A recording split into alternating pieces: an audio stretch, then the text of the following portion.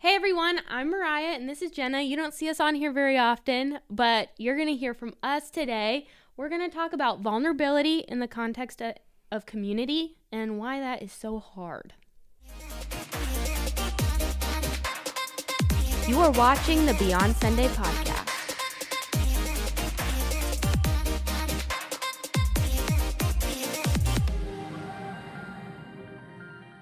Obviously, as Christians, we are called to community. It's seen throughout the Bible. We talk about it all the time, especially here at Christ Church in the context of like life groups. But why do you think that community is so important? What's the significance of it in our lives? I mean, I think we are, as humans, are built for relationships and we're built for community. Like, we're built to be in relationship with one another. And without that, we're missing a vital thing. Yeah, absolutely. Being together with people is not separate from our spiritual walks with Christ. I don't think it enhances our relationship. It shows us other aspects and avenues of our faith that we are missing if we're not in community. Right. Well, it's important in our faith. Like, we're obviously called to be in community in our faith, but like, put our faith aside. Like, people still need community. Yeah, absolutely. Yeah, especially after the place that our world has been post-COVID, and things are so isolated in so many areas. It's a vital part of our lives that I think we don't give a lot of attention to sometimes until we notice that we don't have it. It's one of those like, yeah, I'm good, I've got community, and then you really see what it's like and you go, I don't have that in my life. Yeah. Or you see that's somebody like. else that has it and you're like, wait, what am I missing? Yeah, what is that? But there's obviously reasons why people don't want to seek community though. They see that, they go, ooh, I'm good on my own. What are some of the reasons why maybe we avoid it? Yeah, I think when you seek community, you are opening yourself up to accountability. Yeah, I do not like accountability. I think, you're just opening up your soul to others, and that can be scary and feel risky, I think. Yeah. And so in your head, sometimes it's easier to just go, I'll just do it by myself. Yeah. And I think in your head, you're risking the idea that you have that you're different than other people, or that other people aren't going what you're going through, or they're not going to understand you, or yeah, absolutely. And I think that's truthfully where the enemy wants us to stay, is in that place of isolation. Nobody does know what I'm going through. If I talk about it, they're not going to understand. They're going to judge me. Or if it's an accountability thing, like for me, if I tell someone else, then I have to do something about it. I have to change. Like you're actually being held accountable. Yeah, which is not fun, because I could tell myself I'm going to change on something. I have a lot more grace for myself than I should. We'll try again tomorrow. When you're in community, those things, secrets and things that we try to hide and push down, come to the surface, and you have to deal with them.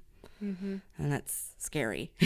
But like you said, in isolation is a great place for the enemy to sneak up on you. Yeah, absolutely. To tell you even more lies about how you're alone. You have to do this by yourself. People don't understand. And that's not a reflection of what Christ wants for us and for our lives or for our faiths. So yeah, I agree. It's one of those things where people avoid it until they have it.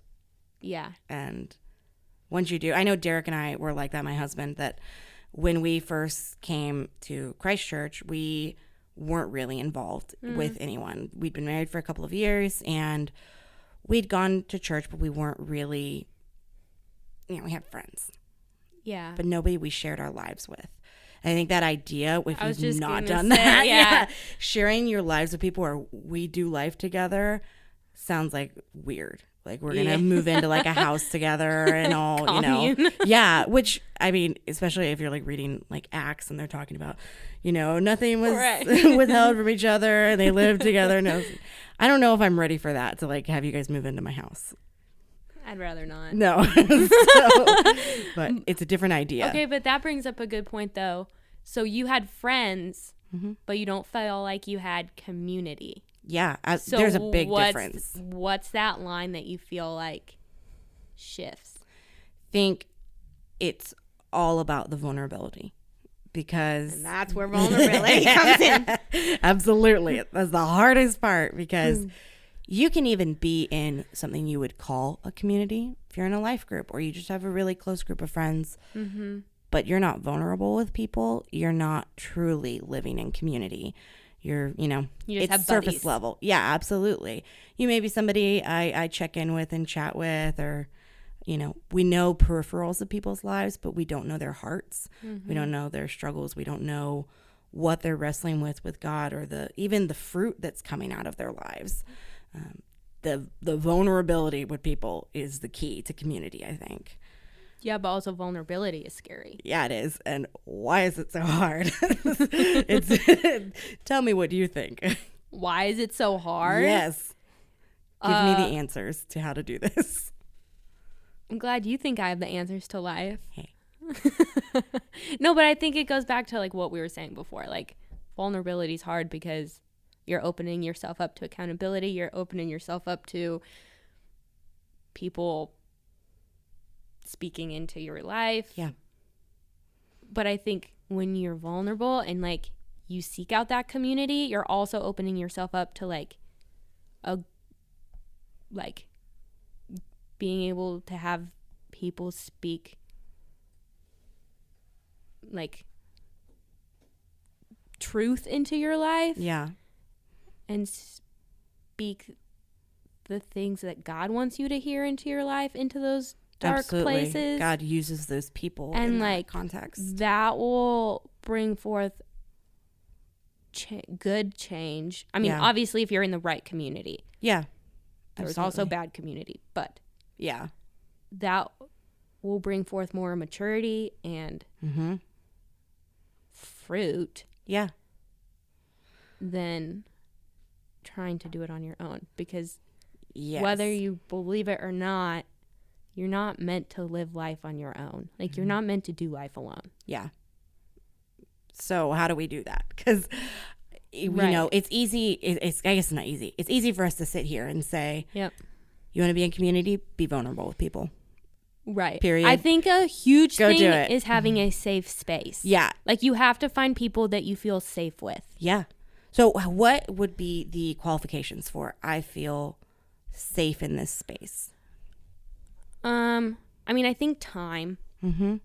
It just takes time. Like you're not gonna, at least I'm not gonna go meet someone for lunch for the first time and be like, here's my life story and here's my trauma. Like, no. We're gonna go into it. No, not gonna do that. Yeah. So I think time is huge, and like building a relationship and seeing how you relate and how like you slowly start like building that equity and that sort of thing before you can start bouncing off each other. Yeah. Well, and I think seeing what that group, how they interact and do things with other people, how vulnerable other people in the group are with you, it all influences how much we feel. If everyone is being really surface level and we don't want to you're not going to be the one that goes scuba diving. No, absolutely not. Here's my life story tonight, guys. We were just talking about the weather. We're going to talk about this story when I was 10 years old. Yeah. You know, there's a little bit of a kind of atmosphere and environmental influence. Also, I think there's some personal decision we have to make there of, you know, making the conscious decision of this feels safe. I have to allow myself to step into that and to maybe test the waters a little bit. Because if we jump in too early and we go, well, I'm just going to try to be vulnerable tonight, and it doesn't get received well, or we do feel judged, or we, whatever it is, we're just going to retreat back into our shells so much more. So that's, how do we take it from okay, I'm viewing everything, it looks safe. Right. How do we take it from there and actually... Well, and one more comment on that. I think another thing, like, I'm going to find community with people I want to be like. Absolutely. Like, when I look at a person and I see, whether they're my age or older or whatever, like the way that they're living or the way that they treat their friends or their spouse or whoever or lead, I want to be like that. So I'm going to go find community with that person because... Absolutely. I want to grow up to be like them. I want to be you when I want to be you when I grow up. Yeah. Well, and if that person is someone who is being vulnerable too, vulnerability is modeled. Yeah. It's not told. Right. We've had conversations. How do we encourage people to be vulnerable? You show it. You be it. Yeah. And that encourages it in your life. So what does community, when it's done the right way, we're in a safe space, what does it look like? And how do we know, is the group I'm in community? Right. I mean, I think it's like you were saying before, like, are you going to these people knowing that it's a safe space? Are these people that you want to speak into your life? Are these people that are showing you vulnerability? Yeah. I mean, I have friends that, there are some friends that, like, they're friends. They're not community. Like, they're not friends. Yeah. They're not the person you're going to run to when life gets really hard and you need to talk. No. And I'm not going to go tell them my problems and ask for their advice. I don't really want their advice. Yeah. No, I get that. I don't know. What do you think? How do you spur on vulnerability and community? I think what it looks like and what you seek for is, the one another's looking at that. And that I feel like is one of the best description of, like, am I in community? I'm going to read through these and see if it applies to us. And just because maybe the group you're in isn't that way doesn't mean it can't become it, but it's an intentional decision that we're going to do that. I have down Hebrews 10:24, and it's, let us think of ways to motivate one another to acts of love and good works, and let us not neglect our meeting together as some people do, but encourage one another, especially now that the day of his return is drawing near. I mean, just talking about this idea of, we need to not ignore this idea of, we need to be with people, we need to be in community, and how can we encourage each other, spur each other on, right? If that's what the group of friends or people that I'm with is, then I would consider it community. Yeah. Speaking of the one another's, I wrote down one of the one another's, and it's Galatians 6:2, bear one another's burdens and so fulfill the law of Christ. Absolutely. That's a huge thing in community. Yeah. And then also James 5:16 says, therefore confess your sins to one another and pray for one another that you may be healed. The prayer of a righteous person has great power as it is working. Yeah. And so, goodness, like, getting prayer and that sort of thing to do in community. It just goes right back to that idea of, you don't have to do life on your own. It feels like we do. It feels like the burdens that we carry are all on us. It's up to me. But when you have this community of believers who's encouraging you and who can go, let me share in the load of this. Well, and chances are you're not alone in whatever's happening. Absolutely. Like, even your struggles are not unique to you. This is such a dumb example, but even this morning we were talking about acne. Oh yeah. And we were talking about having acne as a teenager, and it's like, yeah, you're not supposed to like pop your zits, but I totally pop my zits. Yeah. And then someone's like, yeah, I pop my zits. And I was Yes. like, yeah, I do that too. And it's like, You don't feel quite so alone or weird Right. when other You people know? did it too. we'll find satisfaction in popping our zits, you know? Absolutely. But like, you wouldn't know that. No. But you share that, and all of a sudden, it's like, huh. And even This down is a to thing. the darker or even more serious things in our life, Totally. That was they're not totally unique to us. That was From a- zits to our deepest struggles. It's like, you're not alone in this. And even the things that maybe someone else hasn't experienced, that when you're together and you can support each other and people can speak life into those things, it's just Yeah, I saw a totally quote different. that says that what unpins fear and shame is vulnerability. Ooh. Absolutely. Absolutely. And like in therapy, my therapist always says, name it to tame it. Yeah. Yes, And so, absolutely. like when you're calling out these things in other people or sharing your struggles with other people, all of a sudden it's not quite so dark and Yep. scary. It feels alone. It feels hopeless when you're keeping it quiet. That's Right. where the enemy wants you. I feel shame. I feel alone. He wants us to stay there because that's where we can't live out our calling Right. in Christ, is when we're alone and in that place of shame. So say somebody does not have real community. Yeah. How the heck do you go about finding that? What a good question. You got an answer for us, Jenna? It's a step of faith to try. I mean, Fair.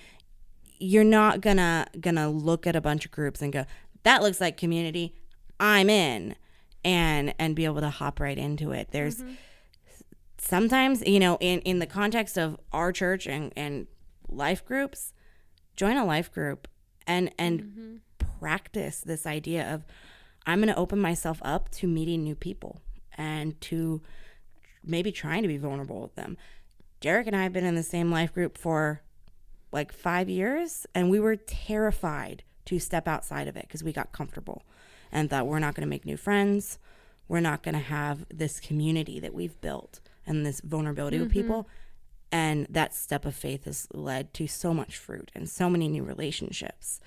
But there's that step you have to take of, I'm going to try. I'm going to get out of my comfort zone and Yeah. try to I think build this. sometimes it's just uncomfy. Yeah. We would love to be handed a community. Please hand me a Christ honoring Joy. community that I can join and will be everything I ever imagined. We don't want to do the hard work. Yeah. But once you're there, once you've experienced it, I don't think you can go back.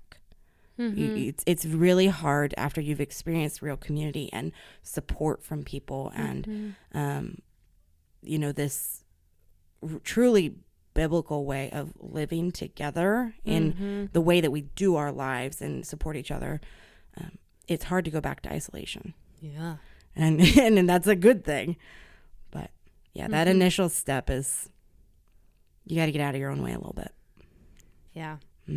It's so hard. Yeah, it is. These things are not easy, and they're a daily practice. No. And even after you're in a group, you have to continue to make the decision to, I am going to be vulnerable with these people. I'm starting to struggle. I need to talk to them. Right. It's Not that it like makes everything. Having a community doesn't necessarily make it easy to be vulnerable. Still, Yeah. like, yeah. you're still putting yourself out there. Yep.